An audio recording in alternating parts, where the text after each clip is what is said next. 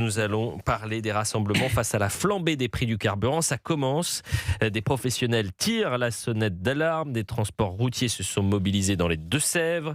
Dans la Drôme, une soixantaine de taxis menaient une opération escargot sur la voie rapide Lacra entre Valence et Romans-sur-Isère. Reportage de notre correspondante pour Europe 1, Noémie Loisel. Sur la voie rapide, des dizaines de taxis roulent au pas.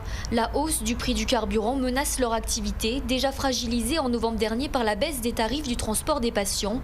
À son volant, Nicolas Costet est chauffeur de taxi depuis 30 ans dans le Nord-Ardèche. On avait déjà des trajets sans seuil de rentabilité, à perte. Comme nos prix sont bas et surtout imposés, on ne peut rien répercuter du tout. Les entreprises s'en sortent comme elles peuvent, mais la trésorerie, à un moment, on va arriver à bout. Ça va se concrétiser par des dépôts de bilan. Certaines personnes qui n'auront plus accès aux soins. Le gouvernement propose un prêt flash carburant de 5 000 à 50 000 euros pour aider les TPE et les PME.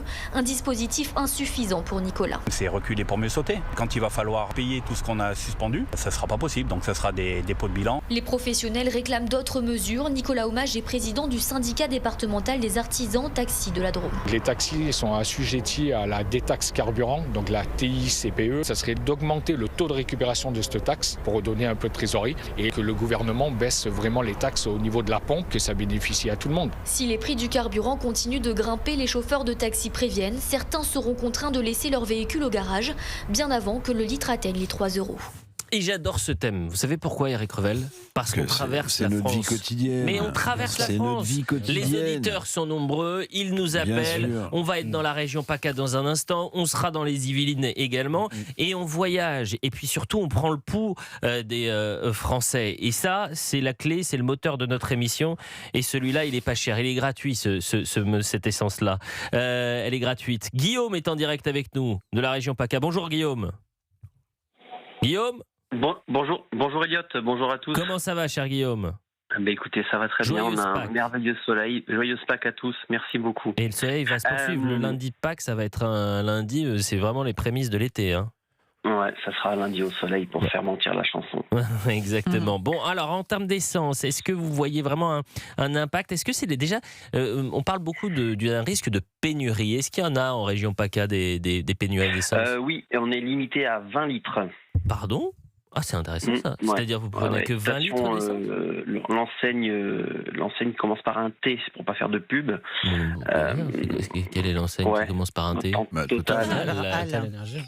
Total limite. Se moque de moi. Mais pourquoi vous barrez l'enseigne qui distribue du carburant qui commence par un T, Elliot, c'est pas Tata, c'est pas Tonton, c'est pas Tutu, donc c'est Total. Il se moque de moi, Eric Devel, mais c'est pas grave. Je vous suis avec beaucoup d'intérêt. Non mais profitez de votre dernière... Mais bien sûr, profitez de sa dernière heure et dernière pige à Europe 1. Guillaume, reprenons alors. Vous êtes limité à 20 litres. 20 litres, ouais. Et ça a changé votre quotidien ces dernières semaines ? C'est une organisation différente, mais vous savez, quand on vit un peu en ruralité, on a l'habitude de s'organiser et d'optimiser nos déplacements. Ah ça c'est sûr que effectivement, faut trouver des alternatives. C'est une situation qui vous inquiète, Guillaume ? Non, franchement pas. Alors pas. Et donc vous nous appelez Non, parce que je vous appelais écoutez, je vous appelle parce que j'ai envie de passer en direct. Ce sujet ne m'intéresse absolument pas. D'ailleurs, je suis en train de cuisiner, là. Je suis en train de faire un ossobuco. Alors pourquoi vous nous appelez, Guillaume ? Non. C'est pour dire que je trouve ça un petit peu fort de café que les gens se plaignent de la hausse du prix du carburant et qu'on réclame des solutions et des chèques à tout va. On a les conséquences de nos choix. Ça fait 40 ans qu'on met des gens au pouvoir qui ont tout fait pour tuer les alternatives au pétrole. Voilà. Ça a commencé avec Mitterrand. Ça s'est poursuivi avec Jospin. Et ça se termine avec Macron. Voilà. Mais quand vous dites une alternative au pétrole, c'est quoi l'alternative au pétrole ? Qui aujourd'hui n'est pas impacté par la hausse du prix du pétrole pour sa voiture ? Les gens qui roulent à l'électrique. Ouais. Tout simplement. Oui, mais Voilà. on sait à quel point Donc- les voitures électriques, c'est un coût. Guillaume, vous êtes bien gentil, vous avez peut-être les moyens de vous acheter oui. une voiture électrique, mais les Français aujourd'hui n'ont pas forcément tous la possibilité de rouler à l'électrique. 1, parce que la voiture est extrêmement chère. 2, parce qu'il faut des bornes électriques un peu partout. En ce moment, le parc électrique est peut-être meilleur que ces 5-10 dernières années, bien sûr, mais c'est une vraie difficulté. Oui, mais ça, c'était les visions à long terme. Mhm. Ah, Il fallait vous dire avoir- que c'est un manque Mais bien d'anticipation. sûr, mais, Ah. mais c'est évident, évident. Non, mais C'est évident. cette évidence, vous avez bien fait de la souligner à l'antenne, c'est cher évident. Guillaume. Guillaume, on est un tout petit peu pressé par le temps et surtout par le nombre d'appels. Et je remercie les auditeurs qui nous appellent sur le carburant, 01 80 20 39 21. Eric Revel, vous qui êtes un homme, il roule qu'en voiture, de toute façon. Et puis c'est plutôt une belle voiture que vous avez. Oui, non, mais je me Donc, déplace aussi à vélo. Hein. Comment ? Je me déplace aussi à vélo, À ça Paris m'arrive. Oui, ça m'est arrivé. Oui, ça vous, voilà. Alors, ça commence. non, mais c'est pas ça. Je me déplace aussi à vélo. Non, mais- ça m'est arrivé. Je trouve Oui, que quand je suis en voiture, les incivilités parfois des gens, des cyclistes, Pourquoi vous chuchotez désormais, Eric ça Revel ? m'impressionne. Vous avez un Parce que je dis sur un ton léger quelque chose de grave. Oui, oui. Non, mais les cyclistes qui grillent les feux, là. Mais c'est quoi le rapport là ? Qu'est-ce que vous Eh me ben, faites, c'est que ça me Eric fout un Revel, peu la essayez trouille. de Ça me fout un peu la donner, trouille. s'il vous plaît, un Non, café mais- pour Eric Non, Revel. mais moi, Un je sais café, que. il est sur le thème de la sais- semaine dernière. Je sais Les que vélos à l'enseigne. Paris.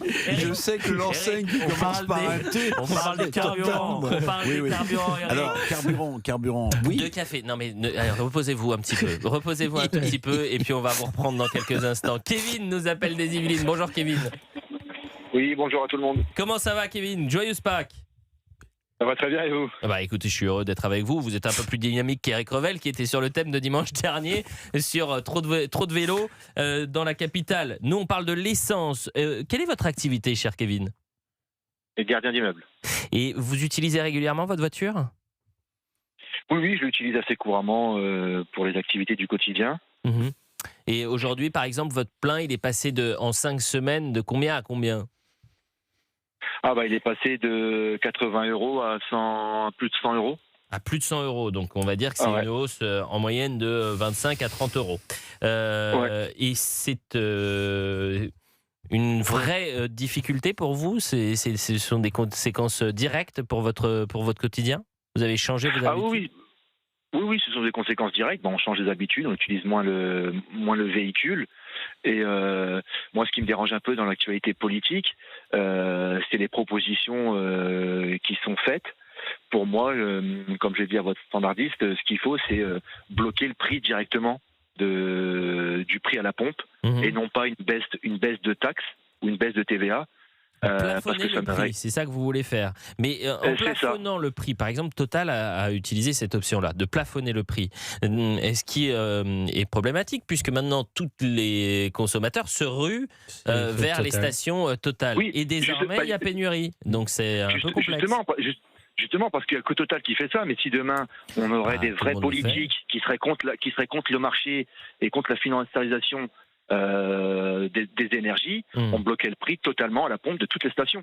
Et là, le problème, c'est qu'on a des politiques néolibérales depuis de nombreuses années qui sont soumis au marché financier, Et puis tout surtout, simplement. on a des propositions qui sont faites par des gens déconnectés du monde rural et déconnectés de la réalité des petites et des moyennes entreprises ou encore des TPE. Le gouvernement qui annonce ce pré-flash carburant, c'est encore un machin qui n'a plus rien y comprendre. Non, moi, je suis pas d'accord avec vous. Ils sont pas déconnectés. Je suis pas d'accord avec vous. Ah bon ? Non, c'est juste le fruit d'une politique néolibérale. Ils sont absolument pas déconnectés. Ils savent ce qu'ils font. Que ça soit de Hollande à Sarkozy ou la gauche et la droite, ils sont tous néolibérales. Aujourd'hui, il n'y a qu'un programme. Sous Sarkozy, il n'y avait pas les mêmes taxes que sur François Hollande et sous Nicolas. Oui, mais Monsieur Deval, le logiciel politique est le même. Le logiciel politique est le même. C'est le néolibéralisme. Et aujourd'hui, il n'y a que la France insoumise qui propose d'aider véritablement les Français.